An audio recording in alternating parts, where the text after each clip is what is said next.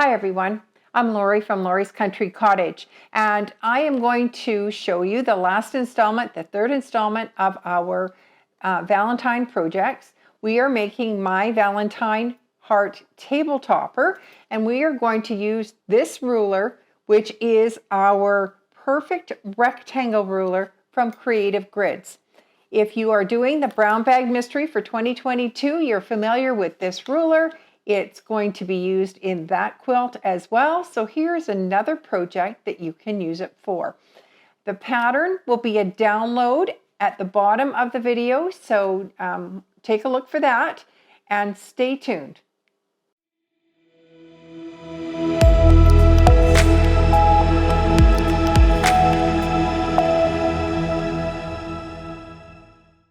So let's make my heart Valentine table topper.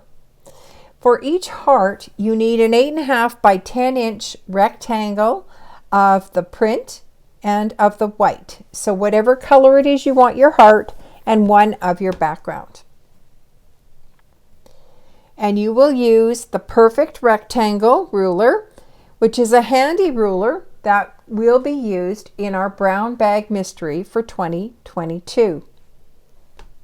Take each of your squares, or your white square to start with, fold it in half to create a 5 inch by 8.5 inch piece.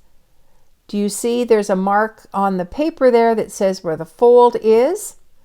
Line your ruler up on the bottom, at the bottom of the fabric on your 8.5 inch line. Remember to have the fold there. You want a fold because when you cut a triangle like this, you need a right and a left. And when it's folded, that's exactly what you're going to get. So you line that 8.5 inch up on the bottom of your triangle and cut both edges. Be sure to clip the little corner at the top and repeat with your color. I see that when Linda did this, she has her fold on the other side. So long as you've got a fold there, you will be fine.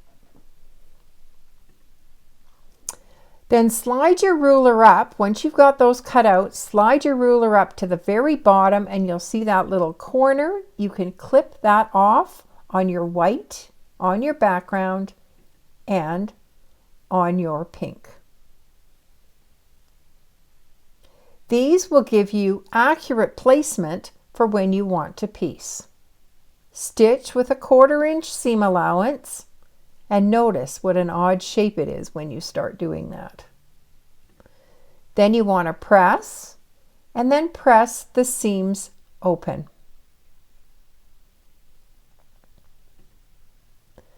Then you want to mark background squares on the diagonal and stitch on each of them on the pink side of the heart units. Trim away a 1/4 inch seam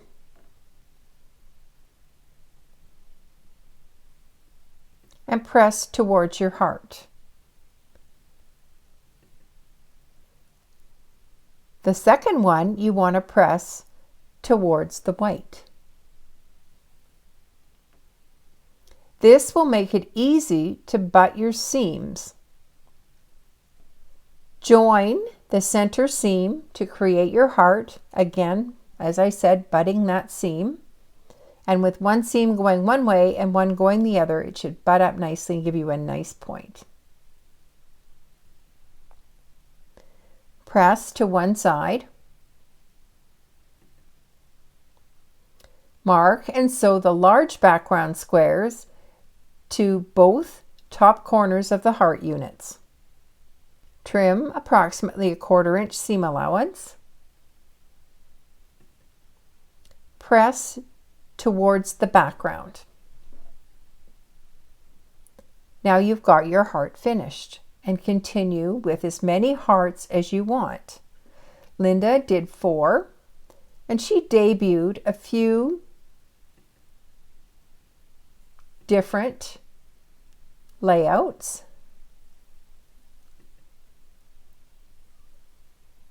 So when you've got one you like, sew them together.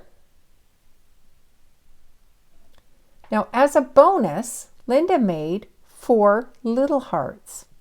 You start with a 3.5-inch strip.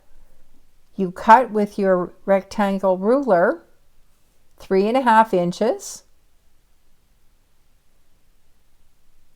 And your little squares are 1 inch and your large squares are 1 3/4. Linda did 4. Linda pressed all of her seams open. Add your borders and your cornerstones. Quilt as desired. And don't forget to label your quilt. I'm not sure if you can see it in that picture, but Linda did an interesting technique for putting her binding on. I didn't ask her, but I believe she sewed it on from the back, and then she used a great big serpentine, a kind of a stitch, to hold it all down. Well, I thank you for watching, and I hope you enjoyed our 3-part series of Valentine blocks. Bye for now. I'm Lori from Lori's Country Cottage.